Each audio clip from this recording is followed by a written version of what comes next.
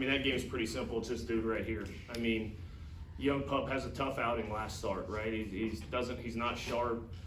He's on the road, doesn't have a great start, and God bless, was he awesome today. I mean, just really electric stuff, tons of strikes, unbelievable composure. I mean, if we're sitting there with a 7 or 8 run lead, it's a little bit easier for him to go send it the way he did. But man, he's clinging to a 1-0 lead there for a lot of innings until we could kind of finally break through and extend it. Just can't say enough about the way he competed. Throw the results out. He just competed his tail off for us today and was outstanding. Obviously, this dude's good to have him back, right? Like, what a big swing. And 1 run is one thing, you know, like I said, but we were able to breathe a little bit when Brucey gives us that good swing there, puts us up there in the 7th. 2 big ones in the 8th to kind of extend it. I'd have loved to send him back out there and let him finish that, but obviously he's going to throw the ball like that. We need that dude. So great to see AD do it at the end. I just love the way we played. It's the same stuff I said Friday night in the loss. We just played high-level baseball for 3 straight days, and I told him after, you're not guaranteed success, but that's the standard. Not the result, but the way we attack the game is the standard. And proud of these kids. They deserve it. Arkansas is elite. That's a really good ball club over there. I mean, the pitching and defense, there's a reason they're number 1 team in the country coming into this, is that defense takes tons of runs off the board, and we were able to just keep coming offensively, finally break through a little bit. So heck of a weekend by the boys.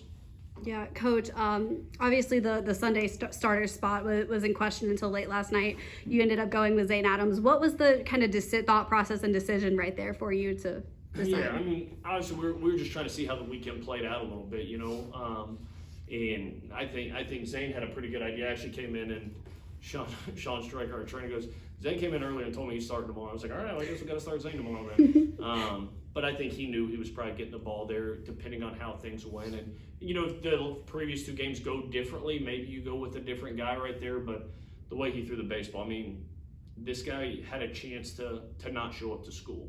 And he chose to be here. The stuff we talked about last night, right? Like, man, for young guys, like Zane could have signed to be playing pro ball somewhere. Very simply, could have been playing pro ball and made the decision that he wanted to be a part of this. And I sure as heck hope games like today confirm that decision for him, because not only is he going to get paid a heck of a lot more money when he does enter the draft, but you don't pass on games like today. That atmosphere against that team in this environment, what an awesome job by him. Yeah, and Zane, you've been kind of all over the place in the rotation, made a couple, relief innings, was the midweek starter, and then when Hagan Biggs went down, got moved into kind of the weekend rotation. So you've been a little all over the place. So how did it just kind of feel in your mindset to kind of have that performance today? Yeah, it felt good. I pitch wherever they need me to pitch, and I don't think about that. I just go out there and compete, but it felt good today, yeah. Was there any lobbying by you to go back out there for the 8th inning? Oh, yeah. 80-plus pitches? I tried. The whole dugout was lobbying us. Yeah, I tried my best. Pleaded my case. Yeah, Bryce, obviously you've missed about 10 games before this weekend with a hamstring injury. How did it just kind of feel to be back in the lineup and on the field with the boys this weekend? Yeah, it was awesome. I was obviously dealing with the hamstring issue, but we were playing Arkansas, and it was a pretty big series, and I felt like I was ready, and it was a lot of fun this weekend. I'm glad we got the series win. Yeah, do you mind walking us kind of through that at bat before, of the 2-run home run? Kind of what were you looking for? What was kind of the mindset going up to the plate there? Yeah, no, obviously I was trying to sell out the fastball. Took the changeup, I think, the first pitch, and then looked at Coach Vaughn and kind of gave me one of these, and it kind of fired me up, and I loved it, and saw the fastball up and smoked it. So, yeah. Zane, that breaking ball was on point today. Were you thinking just hammer that throughout the day? Yeah, I was just trying to throw it for a strike. Wasn't trying to do anything special with it. I knew if I could get ahead in counts with it, fastball would play better. Everything else plays better. Coach talked about how practice has gone this week for you. Can you just talk us through? I know last weekend you didn't have the best start, but today, how does that feel, and what did your practice look like this week? Did anything change, or what was kind of your mindset? Yeah, I actually did have a couple mechanical things I was working on, getting in my backside more, and I worked on it all week, and it worked good and played out well. Bryce, when he goes out there and does that, what's the feeling in the dugout and up and down the lineup card when you do you feel like you have to go do something for him when he gives you the start like that? 100%. Yeah. No, after the first inning, we were all hyped for Zane, and obviously, we knew that we were going to be in this game to win, and obviously we played to win, but you know, it was a hell of a start, and it's gonna be fun. Bryce, we've talked a lot about with Coach and a couple other players about how kind of the fans have been this year, and you're one of the few players that was here last year and came back. What have you kind of seen in the difference between, you know, the fans coming out from last year versus this year? I think they kind of they get into it a little bit more. You know, I think last year, you know, we had a pretty good amount of people, but I mean, I think right field Raiders and you know, did a really good job to obviously get a lot more people there, and I think we sold out a lot of tickets, and you know, it's a lot of fun, and you know, new squad, and yeah, it's awesome.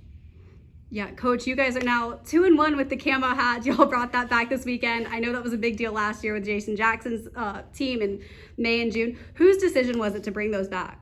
You know, I'm probably going to catch so much flack on social media for that. Like, and I got so many texts, when are we bringing the Crimson hats back? Because we were practicing in the camos, and it's funny, like, our coaches know I don't care what we wear. Like, it doesn't matter to me. I care about how we attack it. And Mo came up to me, and he was actually like, it wasn't a question. It was like, hey, boys want to wear this today. I said, all right, let's send it. And so we wore it, and yeah, heck of a weekend. So I'm sure there's some diehards that are probably not going to be thrilled about that, but I think the diehards like being the #1 team in the country. So whatever it takes in this game.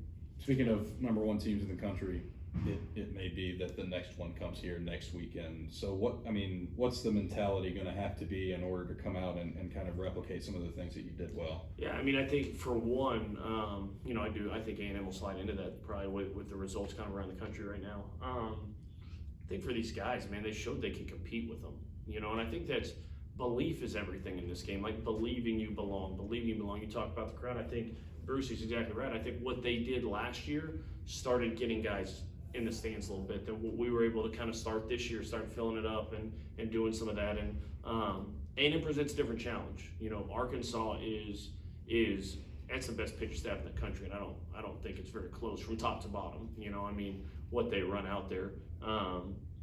You know, A&M's probably a tick more balanced of a team.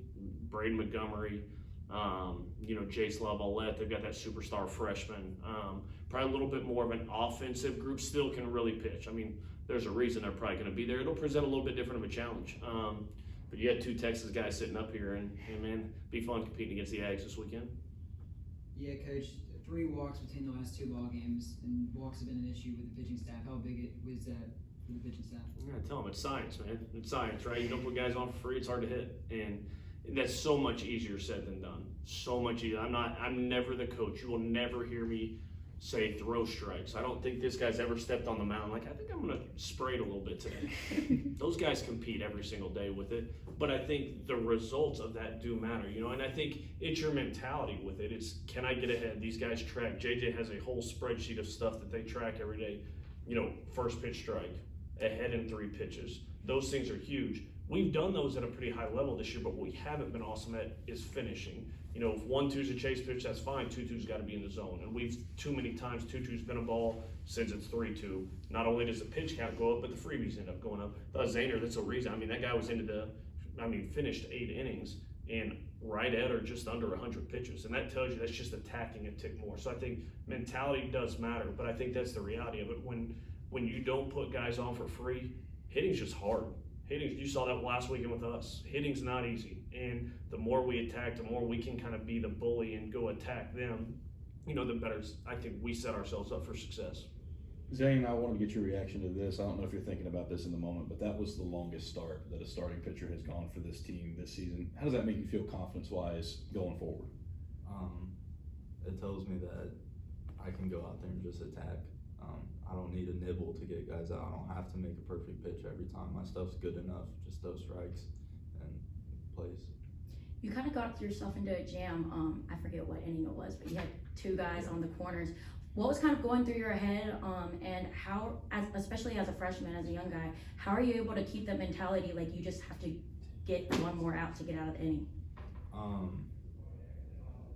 It was a little self-inflicted that inning, and the only thing I was thinking about was, man, I got to get back in attack mode. I fell off it for 1 or 2 hitters. I just got to get right back in there. Wasn't thinking about if they were going to hit the ball like over the fence. I wasn't thinking about any of that. I was just thinking strikes. All right. Thank you, guys. Thanks, Thank guys. you. Roll time.